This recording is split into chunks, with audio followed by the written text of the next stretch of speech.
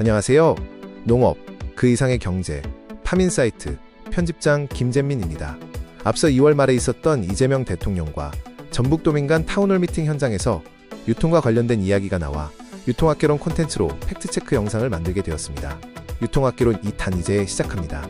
잘 따라와 주세요. 지금 농식품부 장관님이 앞에 있지만 죄송합니다. 먼저 좀 강하게 얘기 드리겠습니다. 우리나라 농피아 1호가 가락시장이라고 저는 표현을 합니다. 유통개혁이 오랫동안 요구해왔지만 안 되고 있습니다.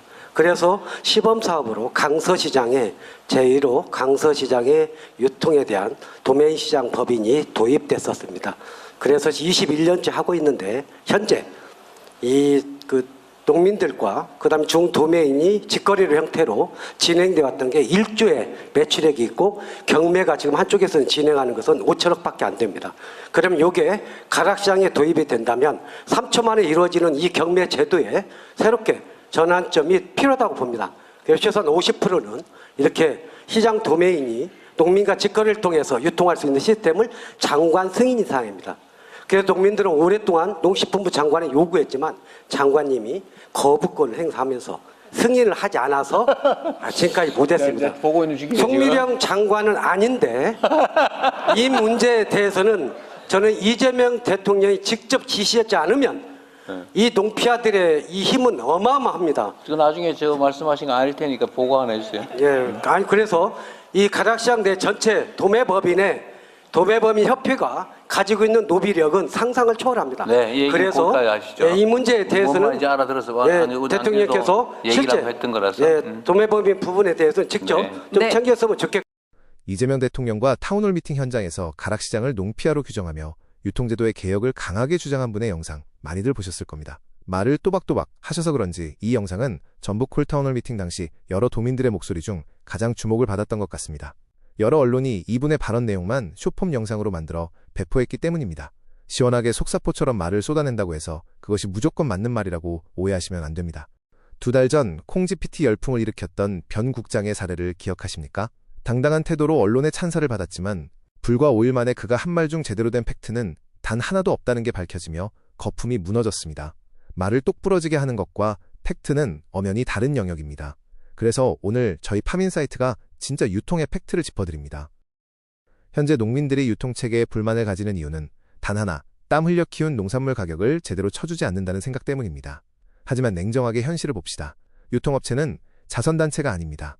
어떤 경로, 어떤 업체, 어떤 거래 방식을 거치든 유통업체는 철저히 자기 이익에 부합하게 행동할 뿐입니다.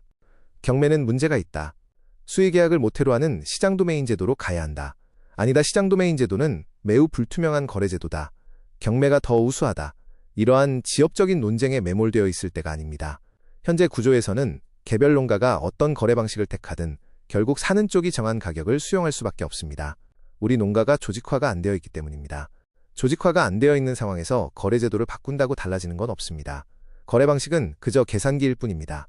주판으로 계산하나, 최신 전자계산기로 계산하나 들어가는 숫자가 같으면 결과는 똑같습니다.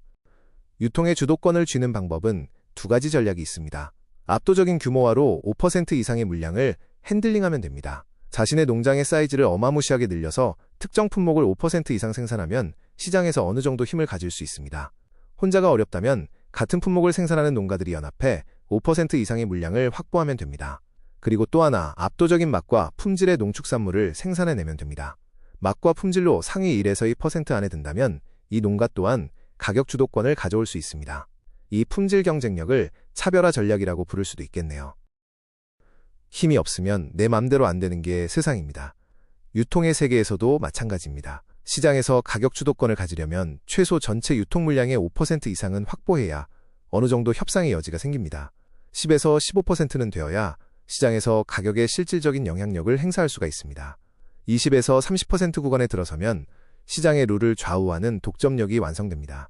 많은 기업이 시장 점유율에 목매는 이유가 여기에 있습니다. 가격을 좌우할 수 있는 독점력이 생겨야 안정적인 매출과 수익을 기대할 수 있기 때문입니다. 시장에서 출하자인 농업인이 가격을 주도하기 위해서는 대통령에게 가락시장 거래 방법을 다양화할 수 있게 해달라 조를 게 아니라 뜻 있는 농가들과 힘을 모아서 연대의 틀을 만들고 핸들링하는 물량을 늘리려 노력했어야 하지 않을까요? 26년 동안 가락시장 거래제도가 바뀌지 않은 이유는 그들의 로비력 때문이 아니라 농가들이 연대해 힘을 키울 노력을 하지 않았기 때문입니다. 정부는 1990년대부터 농장의 규모화를 유도하기 위해 농지 소유 상한제를 폐지하고 전업농 육성 프로그램을 가동했고 농업법인제도 등을 도입했습니다. 산지 조직화를 위해 계열화, 브랜드화, 농협개혁 등 다양한 프로그램을 추진했지만 성과로 이어지지는 못했습니다. 이러한 프로그램이 눈에 띄는 성과로 이어졌다면 2000년대 후반 농업인이 유통의 주도권을 가져왔을 것입니다. 이러한 팩트체크 글을 저의 SNS에 올렸더니 이론상으로는 누구나 제시할 수 있는 대안임에는 틀림없는데 농촌 현실을 직시해보면 불가능하다는 이야기를 하더라고요. 정답이 중요한 게 아니라 사실 중요한 것은 실천이라 저는 생각합니다. 말이 쉽지 5% 이상의 물량을 모으는 거 어렵다는 말 공감합니다. 하지만 이미 성공한 경영체들이 있습니다. 양돈, 낙농, 그리고 한우농가에게 그 답이 있습니다. 양돈업은 국내 어떤 품목보다 앞서 농장의 규모화와 함께 조직화에 성공한 품목입니다. 양돈 농가들이 왜 이렇게 규모화와 조직화에 공을 들였냐 하면 1996년 시장이 개방되며 생존의 위협을 받았기 때문입니다. 당시 정부는 농장의 규모화와 조직화를 주문했고 양돈 농가는 어떤 품목보다 농장의 볼륨을 키우고 조직화하는 데 전력을 다했던 것입니다. 이러한 노력의 결과로 국내 수많은 품목 중 양돈이 유통에서 어떤 주체보다 가장 강력한 파워를 가지게 되었습니다. 국내 농산물 도매시장에서 거래가 되는 품목은 전체 물량의 절반 정도는 도매시장에서 거래가 되지만은 도매시장이 있음에도 전체 물량의 4%만이 도매시장을 경유할 뿐입니다. 대부분이 육가공업체와 직거래를 하고 있고 생산자 쪽 파워가 워낙 커서 농가에 유리한 시장이 수년간 지속되고 있습니다. 도드람양돈 농협의 경우 1990년을 전후하여 2000의 작은 조합으로 시작해 전북양돈과 전남양돈 농협을 합병하며 광역양돈 농협으로 발돋움하였습니다. 최근 경제사업 물량이 1조 8천억 원을 돌파하는 등 지속해서 성장하고 있습니다. 서울우유협동조합의 성과는 또 어떻고요? 서울과 경기, 인천을 아우르는 광역품목조합으로 2000여 농가가 조합원으로 참여하고 있으며 2024년 매출이 2조 12,247억 원에 달합니다. 국내 유수의 우유 관련 식품 대기업들이 있지만 이 시장은 서울우유가 시장의 30% 이상을 점유하며 독보적인 독점력을 행사하고 있습니다. 한우 농가들 또한 다르지 않습니다. 농가 수가 많아서 양돈과 같은 성과가 아직은 나오지 않고 있지만 2000년대 중반 한우 브랜드 사업을 통해 조직화에 성공했고 더불어 품질 경쟁력을 확보하기 위한 치열한 노력이 전개됩니다. 한우 농가들을 보십시오. 이들은 그야말로 품질에 미친 사람들입니다. 무조건 1플러스 등급 이상이 나오도록 소를 키우는데 목숨을 걸고 진심을 다합니다. 심지어 2플러스 등급을 보장하는 우수한 유전자원, 즉 좋은 정액을 구하기 위해 100만 원이라는 거액의 투자도 마다하지 않습니다. 이 정액 하나로 송아지 한 마리를 생산하는데 여기에 수정란 이식이라는 쪼개기 첨단 기술까지 총동원해 최고급 한우를 만들어냅니다. 이 정도의 지독한 집념이 있어야 시장에서 대체 불가능한 대접을 받는 것입니다. 지금 선도농가들은 도매시장 거래제도 논쟁에 관심이 없습니다. 자기 농장의 볼륨을 키우고 자신이 생산하는 농산물의 품질을 높이는데 관심을 집중할 뿐입니다. 품질로 1등을 만들든가 조직화에 목숨을 걸어 결집하든가 시장의 변화를 이끌어내는 방법은 두 가지밖에 없습니다. 지금까지 유통구조 개혁이 아무런 성과가 없었던 이유도 같습니다. 계산기 타령만 하고 있었기 때문입니다. 대형 유통업체들은 시장을 장악하기 위해 수조 원을 퍼붓고 있습니다.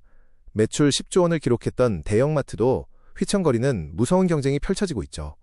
이런 전쟁터와 같은 시장에서 우리 농민들은 힘을 키울 생각은 뒷전인 채 경매냐 시장 도매인제냐 하는 계산기 타령만 하고 있습니다.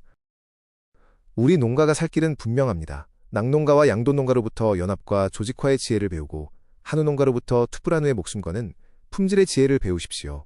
그래야만 유통시장에서 진정으로 대접받고 제 목소리를 낼 수 있습니다. 오늘 준비한 내용은 여기까지입니다. 다음에도 더 알찬 농업 이야기로 찾아뵙겠습니다. 농업, 그 이상의 경제, 파민사이트 편집장 김재민이었습니다. 고맙습니다.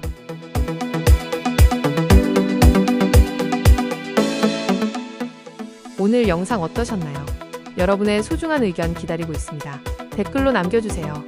여러분의 구독과 좋아요는 파민사이트가 농업 분야 공론의 장으로 성장하는 데 큰 도움이 됩니다.